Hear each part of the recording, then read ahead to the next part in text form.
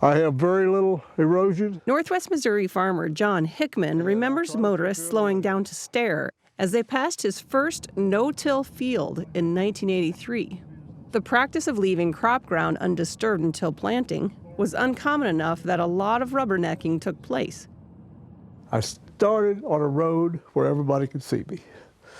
That was a mistake. In that drill, I had a lot of trouble. I had to stop and clean it out, and everybody going by looking. They thought I was nuts, I know that, but I lived through it. I guess I'd say that. After correcting the seed planting depth on the drill he had borrowed from the local Andrew County Soil and Water Conservation District, Hickman began to see the value of saving time and fuel with fewer trips across his fields. He soon bought his own no-till planting equipment. Took a while to get used to it. I found out if you no-till this ground for a couple of years, that ground gets solid. Your combine won't make hardly any tracks. You don't have to worry about getting stuck. Main thing, I could farm more with less equipment and less time and didn't have to have a whole lot of help. He ultimately converted all 1,200 acres of his corn and soybeans to no-till. While neighbors had to clean out their terraces after heavy rains filled them with runoff topsoil, Hickman, now retired, no longer needed to do so. Now, when I was a child, we used to always, in the fall of the year, plow everything. It was fun because, you know, I still like to, even at my age today, I still like to turn that black dirt over and see that black dirt, and everybody does. It looked good until I probably got 45 years old. Then I figured out, I've got to do something different because it's taking too much time for as much ground as I was farming.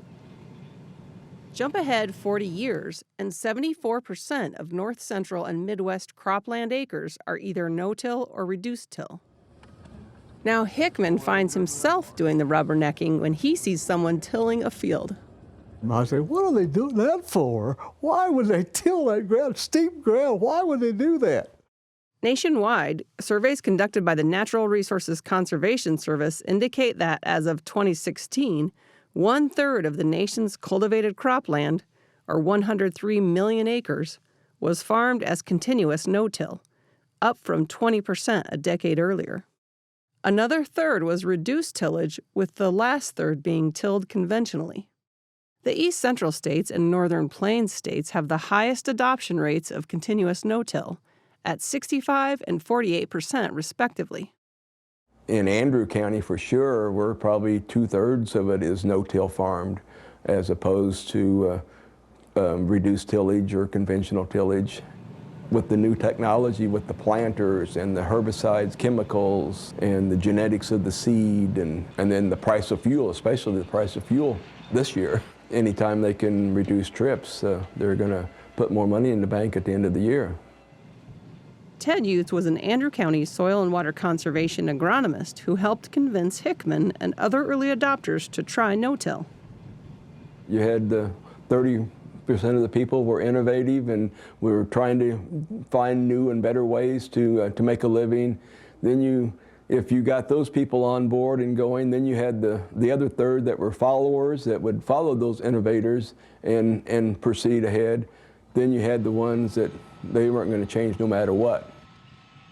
Andrew County, along the Missouri River and prone to having more wind-blown, lush soils, had serious erosion issues in the early 1980s. Much of the hilly ground has long since been terraced, but the high adoption rate of no-till farming was also seen as a key in reducing erosion. Some fields were losing 30 to 40 tons of soil per acre per year. Generally, you could afford to lose 5 tons of soil per acre per year. In Andrew County, most of it is 10 or less right now, and a high percentage of it is probably under 5 ton, especially with the cover crops these days. As of 2016, cover crops were used on just 6% of cultivated acres nationwide. The 19 million acres with cover crops still represents an increase from a decade earlier, when it had stood at just over 2 million acres. In southwest Michigan, brothers Jake and Ryan Droz say their family operation, Droz Family Grain, has shifted some of their 7,200 acres to reduced or no-till, but not the majority due to their area's climate and soils.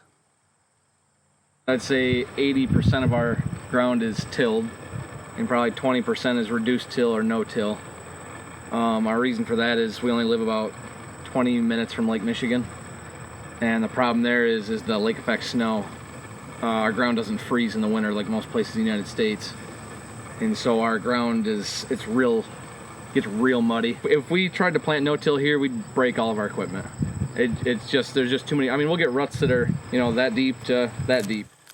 The farm sits on a flat region of the state, so they have lower risk of erosion than hillier areas. Along with traditional fertilizers, Droz Family Grain also uses microbe and compost mixtures on their fields to maintain soil quality. We're trying everything we can to adapt no-till as much as we can, because the less money we can spend on stuff, the better. We don't want to harm the soil because that's the fruit of our labor. I think the Corn Belt is pushing really strong for no-till, that's a good thing. We should be. For Market to Market, I'm Colleen Bradford Krantz.